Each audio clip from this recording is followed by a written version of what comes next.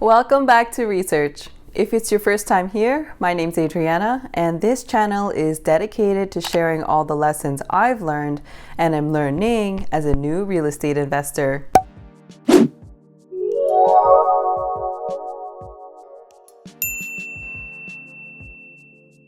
Don't forget, you can find Research on Instagram, so come say hi or follow us to keep up to date with the latest video drop. Today, we're going to talk about something that I was very shocked to find out as a unit owner.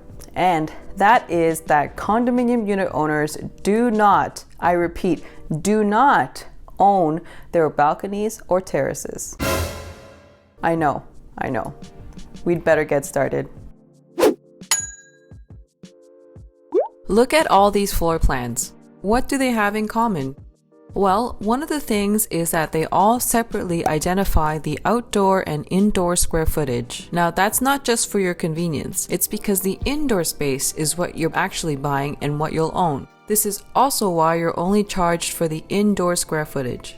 For example, if the unit that you're interested in is 600 square foot on the inside with a 100 square foot balcony, and the price per square foot works out to be $1,000 per square foot, the unit price is $600,000. Now, this is really important to keep in mind when you're calculating the price per square foot of a resale unit as well, because the outdoor square footage should not be included in that calculation. Okay, so if you don't own the balcony, who the heck does? It's actually the condominium corporation that owns all balconies and terraces. Now, there are exceptions, of course, and that's if the balcony or the terrace is classified as freehold. But that's more the exception than it is the norm. So, generally speaking, your balconies and terraces are classified as an exclusive use common element. Common elements are things like the gym, the party room, the elevators, things like that. It's the amenities and the common spaces that residents share and use. To confirm whether your balcony or terrace is an exclusive use common element, just check your building's declaration. If you're not too familiar with condo corporations, I have another video that I can link here that goes over the basics.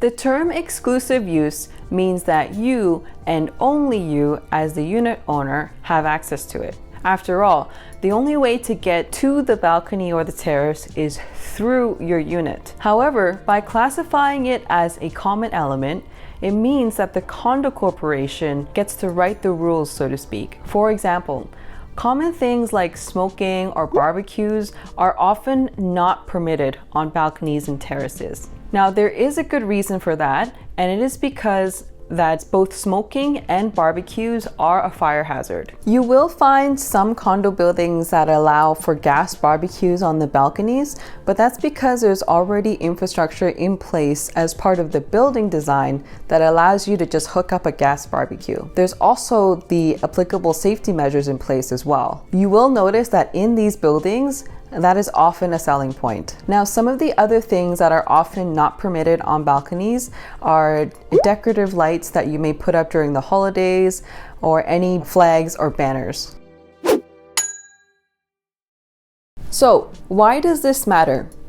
Let's take a look at it from 2 points of view. The first is as a landlord. So, if you're buying condos and renting them out, you should really let your tenants know what's not permitted. For example, no smoking or no hanging lights on the balconies. Your tenant may be under the impression that because they're renting the unit from you, they can do what they wish on the balcony that's attached as well. That's very logical, and things like hanging holiday lights may seem innocent, but it's not permitted. You, as the unit owner, are ultimately on the hook for any violations, and you will likely be fined if you have to get multiple notices from property management. The second perspective is as a resident. So, without getting into the philosophy of property ownership, your buying into a condo is your agreement to abide by the rules set out in the building's declaration. So this is just to reinforce that you probably won't have the free reign that you initially imagined on your balcony or on your terrace because of the way that these outdoor spaces are classified.